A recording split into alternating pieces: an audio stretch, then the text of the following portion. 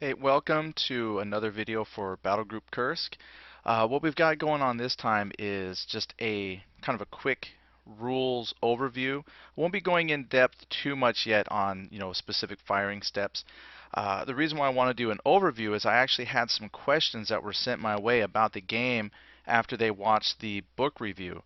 So what I wanted to do was put some items out and just kind of give a overview of the rules. An overview, specifics to come later. But some questions that came up were probably I've seen quite often, so I thought I would address kind of the more common questions that I've been asked or have seen on forums. First and foremost is how are these things based? For Battlegroup Kursk, probably most common is for the 20 millimeter is one figure. Well, let me uncover that. One figure per base and one vehicle scale. So it's like a one-to-one scale. So this one infantry person represents one infantryman in real life, if you will, and he's got his own base. And then the vehicles don't really need a base. You can base them for decoration, but one vehicle represents one vehicle. So it's a one-to-one scale. Then another question that comes up is, what scales can I use this with? So I have 20 millimeter. The book says you can use 15 millimeter and 20 millimeter. However, you really can use any scale. I've read a forum where somebody played the game using 6 millimeter scale. They just adjust some of their distances so it doesn't seem so awkward on a board. So any scale really, 28 millimeter, you can play it with. It's just that keep in mind that the bigger the scale, so like 28 millimeter, the bigger the scale, the bigger the model, probably the fewer models you could comfortably fit onto a table for like a large battle. Smaller the scale, the more stuff that you could fit onto a table. 20 and 15 just seem to be pretty ideal for the scope of this game, but you are free to try any scale.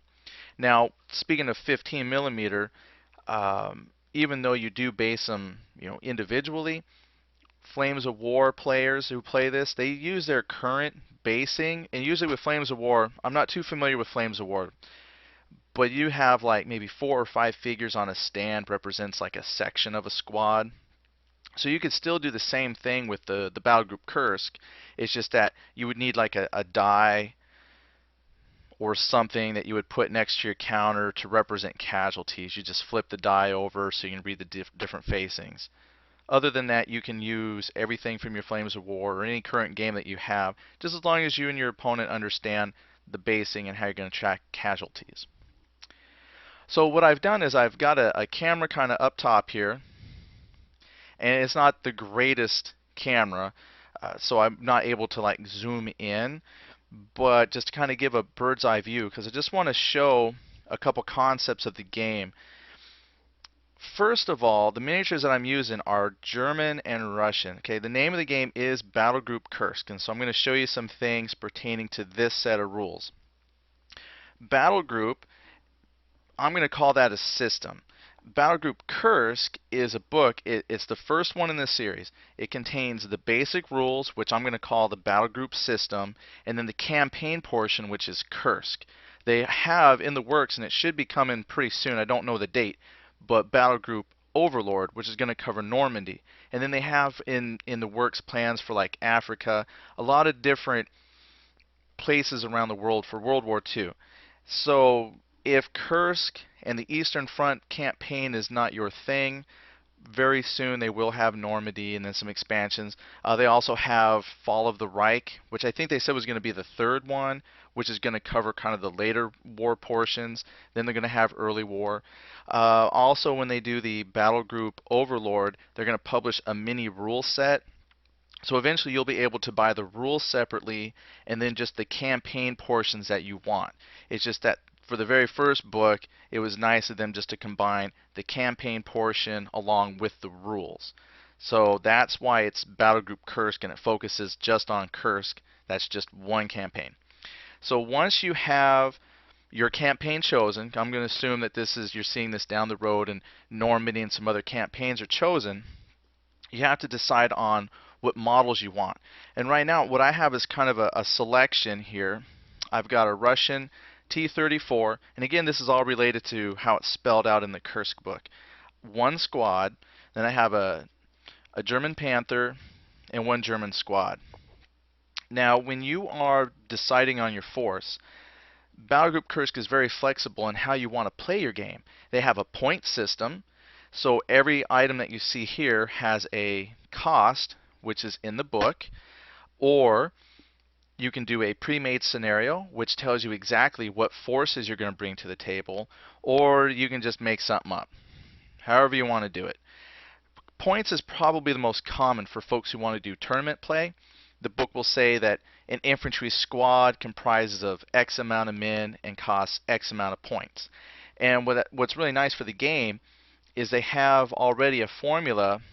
You can't see the book, it's zoomed out, but there is a section here on the scenarios that tells you if you want to play a squad size game. Let's see if I can find it just real quick. It says if you want to play like a squad size game, of course you can never find the page that you want when you want it, but it's going to be X amount of points for a squad, a certain amount of points for platoon size, a certain amount of points for company size, and then a certain amount of points for a battalion. So the bigger size game you have, the more points you're allowed, the more models you can buy. It's real important for the battle group system that you buy, as much as you can squads. They have a system. It's an order system. So like if you're going to talk about kind of the phases of a game, the first phase after you have your army assembled, whether it's scenario based, points based, but once you have your models, you have a certain amount of orders that you can give based on the size of game you're playing. So for instance, like if you're going to follow along in your book, okay, if you don't have the book, but one of the first things you do is you decide your orders. And it has in here a chart that says if you're playing a squad game, you get 1 die 6 orders. If you're playing a platoon game, you get 2 die 6. Company is 3 die 6. Battalion is 4 die 6. That's how many orders you get. So a really big game, you're going to have a lot of orders. Then, for every officer you have, you get to add 1 order to your dice roll. So for a battalion game, if you had a whole bunch of units, you're going to have plenty of orders to issue everybody. I'm going to pretend this is kind of a squad level game. So one of the first things you do in your turn is you just roll your dice. I rolled a 2. Luckily, I've only got 2 squads, so I would be able to issue 1 order to each of my units. And there's a lot of things they can do. The most common orders that you'll probably do to start with, like if you're a new player, is mostly just move, move and shoot, shoot then move, or move twice. As you get into some of the more advanced elements, like if you start adding in artillery, you'll be able to issue fire orders to your artillery. You'll be able to embark, disembark from transport vehicles. So there's actually quite a few other orders that you can do as well. It's just you have to be careful. I was playing a little sample scenario with myself to learn the rules, and I had 3 vehicles on each side and a couple of squads. And I did that on purpose because I wanted to see how it was to play the game where I had more units than I had orders to issue. So in this scenario, I'm always going to have plenty of orders unless I roll a 1. Then I'm only going to be able to issue 1 order, and I can either move my tank or do my squad. So that's the big first thing about battle group system is your orders. Some turns you'll have plenty of orders to issue, folks. Some turns you won't have enough, and you'll have to decide, who am I going to move? Another important aspect with your orders is you can set some of your units on like an ambush fire or a delayed movement. So for instance, if I wanted to, I could designate this squad to put itself in like what I would call ambush fire. So on his turn, I would just simply say I'm going to wait on ambush fire. What that means is either firing or moving. You have to designate if it's going to be a delayed move or delayed firing. But on my opponent's turn, anytime during their turn, there's always some restrictions. It's going to the rules. There's some debate on the forum exactly when you get to use your interruption, whether it's before they fire, after they fire. But if you read the books, it pretty much just says in here, on your opponent's turn, you get to interrupt their turn and do something. Let's just keep it simple like that.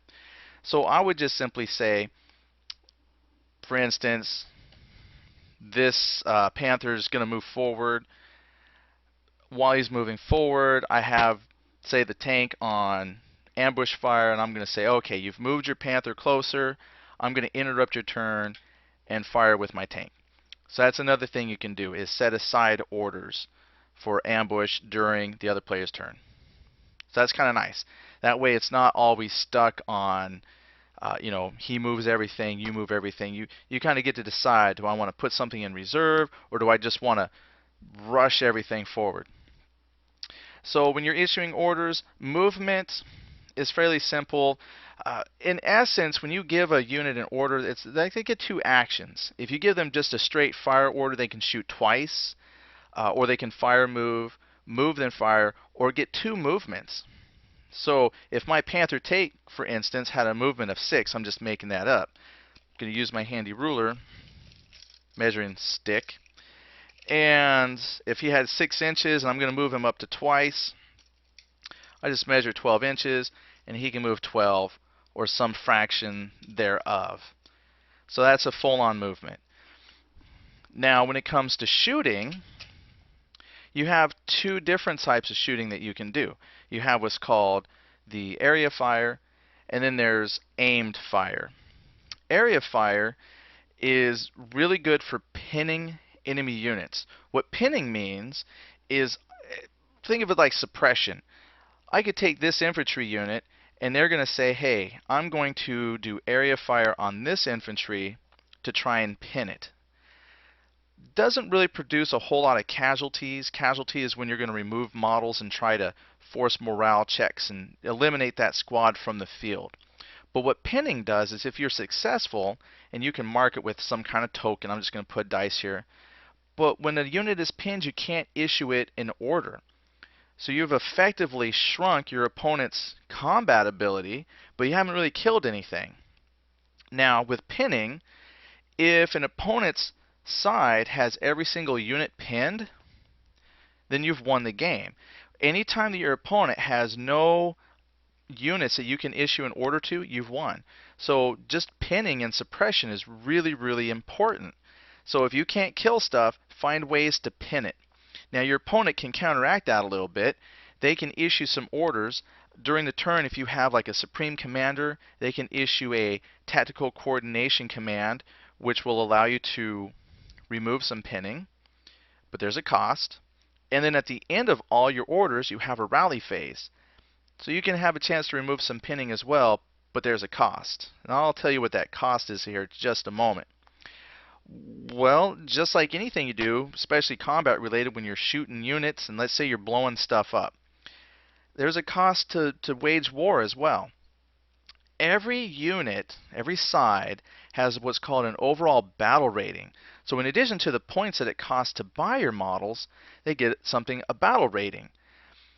After all your units are purchased, you add up this battle rating. That's going to give you a battle rating total. So let's say my tank is a battle rating of 3 and my squad is a battle rating of 3. I'm going to have 6 total points for my side, the battle rating. What happens is, whenever I take a unit and destroy it, so let's say they blew up my Panther tank here, let's pop the turret, they blow it up, I have to draw a little counter that has a number on it, and that is kind of a number that I keep secret, and I add all those little counters I draw together, and that number total that I have, if those numbers equal or exceed my battle rating, I've lost the game. So it's quite possible that, well, with a 2-unit game, it's not really easy to, you 1 or 2 units, you're done. But in a bigger game with more units, it's quite possible that through the luck of the draw, I could end my game early, because the way the numbers work, I have these printed out on big cards so you can see the numbers easier. And the numbers range anywhere from a 5 that you could draw. Yeah, let's put it that way. And the smallest is a 1. Now the ones and the fives, there's fewer of those. There's actually more twos, threes, and fours. Here's a one. Took a while to find one because there's not that many of them. So if I draw a 1 towards my battle rating, that's not too bad. That means I could probably lose quite a few units before I hit my battle rating. If I'm drawing 5s all the time, that means I'm going to hit my battle rating really fast, and my game could be over just out of pure dumb luck. Like, oh my goodness, I keep drawing 5s. My side's lost. They don't have the will to fight. Some other cards that you could, I say cards because I printed out special cards here, but most of the time if you use just what comes in the book or print off the internet, it's just a page and it's little counters that you can put in a cup. I just put cards because I like cards. Some of the cards have special commands on them. You can't even see that, but some of these cards have special rules. There's like a mind strike, air strike, low ammo. So instead of a number, you might get a condition that you can play on yourself or on an opponent. Just has a little bit of random luck to it. I even thought about maybe adding some more random cards to the mix just to liven things up, but I won't yet. So that's the battle rating. So not only are you drawing the battle ratings, but there's a morale system. So if your vehicle takes damage or just gets hit but isn't destroyed, is hit, or you lose some models out of your squad, you have to check for morale. So if you don't pin, let's say you're not pinning, I'll tell you how to get rid of pinning here in a second, but your morale, they have a morale chart that you'll check on, and well, you roll a die 6. Anyway, you just consult the chart and it will tell you if your unit is pinned, destroyed, or if they're okay. So there's a morale system. The battle rating system, in order to get rid of pins, this is just another part of the battle rating morale system. If I have a unit that's pinned, I can, during my rally phase or during the tactical coordination, I can draw one of these battle chits. I'm not going to show my opponent, but I can draw one of these towards my battle rating penalty, if you will, and then I can unpin a unit. So if I do the tactical coordination, I can remove one pin from a unit, or if I do this during the rally phase, I get to roll a die 6. All depends on the size of game you're playing, but for instance, if I have a lot of pinned units because I'm playing a huge game, I can decide if I want to take 2 battle rating cards or 3, and I get to roll that many dice. That's how many pinned units I can remove, how many pinned markers. So if I had like 15 pinned units, I might want to take 3 of these battle rating cards so I can roll 3 dice and hopefully unpin. Like my roll here was a 3, 3, and a 6. I'd be able to unpin 12 units out of my 15 that were pinned. So that's why morale is important, because your units might retreat. Pinning is important because even though you're not killing anything and forcing morale rolls, you're forcing the opponent to decide, do I want to unpin them and gain battle rating, or do I force all of his units to become pinned and then I win the game? So it's a very interesting system. So let's see, we've covered kind of the basics of combat, the morale system, movement. We'll get into specifics like how to move and the penalties associated with moving across different terrains, the combat. I did mention the area fire. Area fire was how you could pin a unit. They do have the aimed fire, just to briefly tell you about that. That's real common with like the tanks. When tanks are shooting at tanks, they're probably going to be using the aimed fire. Now, let's talk about the vehicles real quick. In addition to the vehicles using aimed fire when they shoot at each other, they also have a limited amount of ammunition. So this is something I thought was kind of unique to the game. There have been games I've seen before where you keep track of ammunition, but in this game it's pretty important because there's 2 types of ammunition that your tank can carry. It can carry heat rounds, HE, high explosive, and it can carry armor-piercing rounds, AP rounds. And your tank in the book is going to tell you that it carries, say, 9 rounds. Then you have to decide how many of those will be high explosive how many of those will be armor piercing?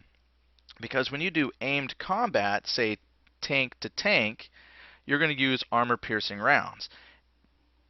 And if you say are carrying 5 armor piercing rounds, then you got to be very careful, because since you technically, if you issue a fire command to somebody, he's going to fire 2 shots. That's 2 of your armor piercing rounds gone if you shoot at a tank. So you have a little bit of bookkeeping to keep track of your ammo.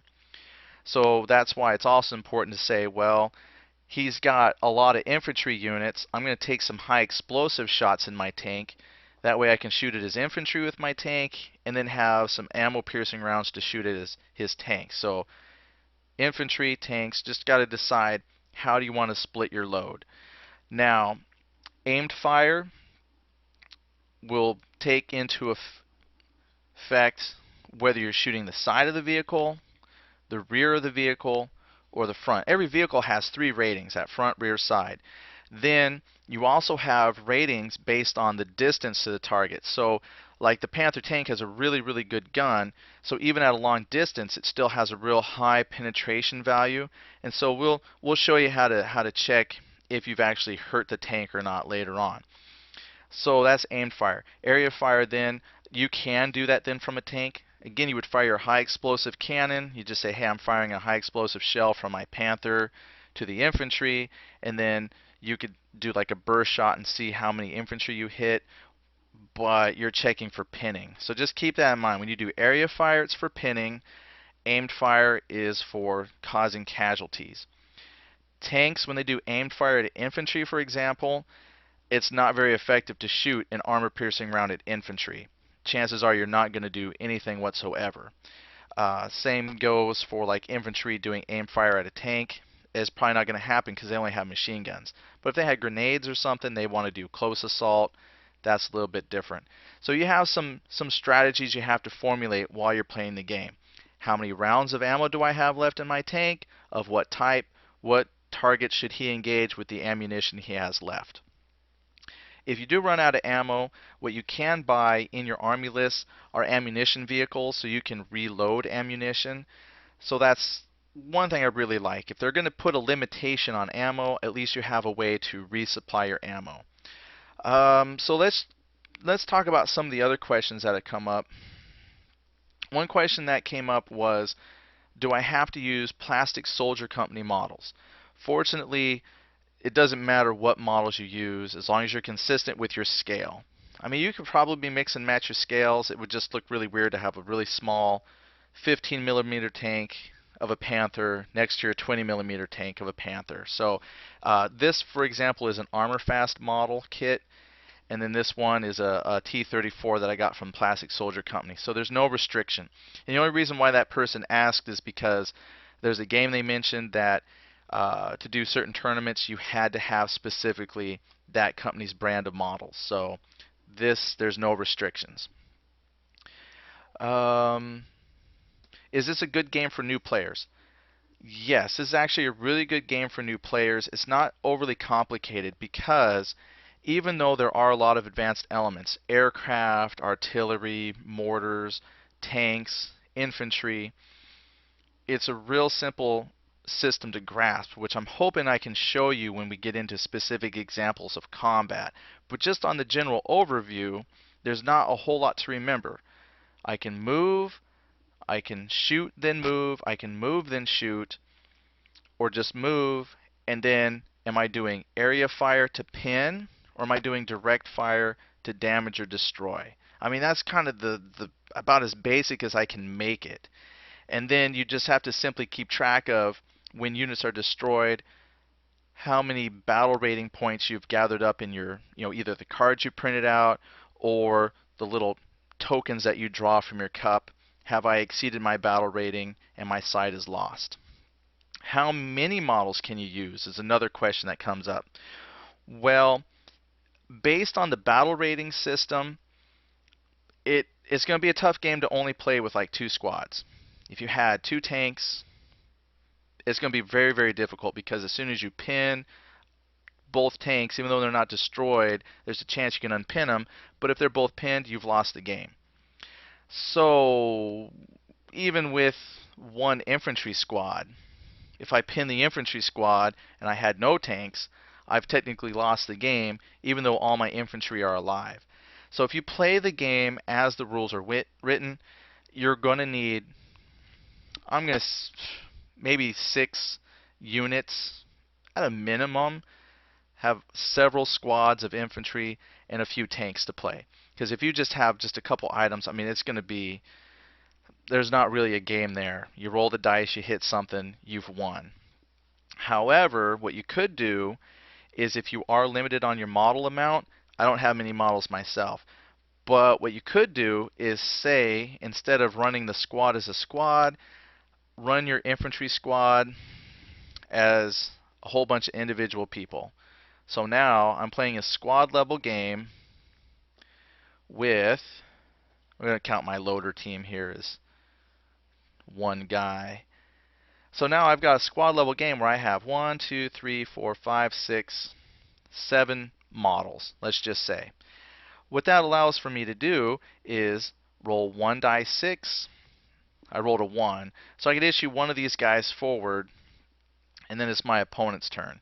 And now as I pin units or kill them, I'm not pinning the entire squad and ending the game in one shot, but I've just kind of changed the size of the dynamics of the game a little bit. So just something to think about.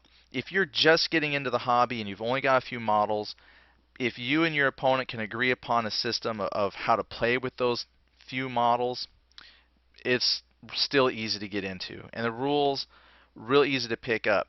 We're going to learn, there's a quick reference sheet that they have. It's 2 pages, and it has all the information you need for conducting your aimed fire, your area fire, for resolving the damage from armor-piercing rounds, from tank-to-tank combat. Everything you really need to play is on that quick reference sheet. So this is a very easy game to pick up. It's a lot better once you start to get a model collection going, because then you'll have enough models that your games will last longer, because you'll have more battle rating points. You'll be able to suffer some casualties and not have your game end right away. You'll be able to unpin units and grab yourself a battle rating counter or card without the game ending, because you have options. So just kind of think about how many models you want to play with. Oh, camera fell. Alright, so with that in mind, just a quick overview of what we have. That's covered pretty much everything I needed to talk about this time. Some of the next upcoming videos we'll be able to then specifically go into combat, movement, and cover those very specific rules that you have questions about. And if there's anything else that you want to see, just let me know. I probably will only make just a few more videos, but I'm hoping it will answer enough questions that you'll decide if this is a game that you want to get into. Alright, well anyway, thanks for watching. We will see you probably another few days or so before I post another one.